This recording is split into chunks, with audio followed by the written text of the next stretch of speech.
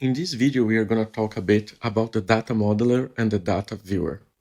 Those are the main tools we are going to use to create tables and work with databases in Apply. So the pile of disks here is the data modeler. This is just an empty project. And let me maximize this window. And all Apply projects come already with two tables, the blobs table and the users table. And this is what empowers the blob storage and authentication system. So this is where we create new tables.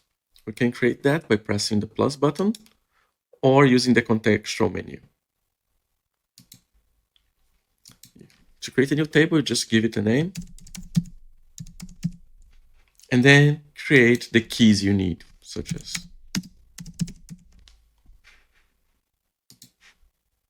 and then the table is created. You can add keys, edit keys, and do other stuff such as changing the color here. That doesn't affect anything, it's just for your own, for visual feedback, for example, coloring a user's table like red so that you pay attention to it. It's up to you. But this is also how you delete a table or rename a table. So we have this contacts table here. Let's close it down. The data viewer is the disks with the little magnifying glass. You can see that our contacts table has no data. We can use this interface to add new records. Just double click on a field, create a record.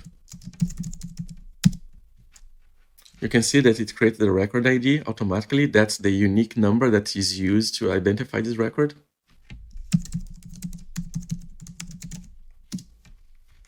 And you can just keep creating records if you want.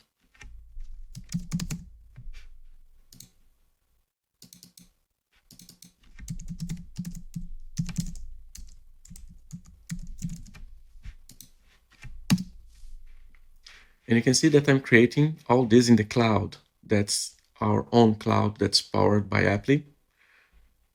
And locally on the device, I don't have anything. So just reload it just to prove that we don't have it.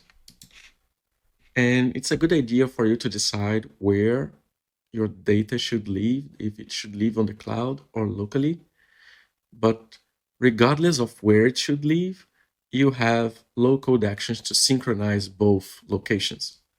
So for example, suppose that you're using the app in a mobile device out of coverage, and that's going to be the use case, like field notes kind of application. You might want to store everything locally and then provide them with like a sync button on the app that will synchronize things once they are back into coverage. Let me just show you the action. I'm just going to open the low-code editor. And there in database, sync records, and you can see here, this can be used to synchronize between local and cloud if you need. So that's how you create a table. That's how you view the data. And you can also create a table by using the form builder, and I'll show that in the next video.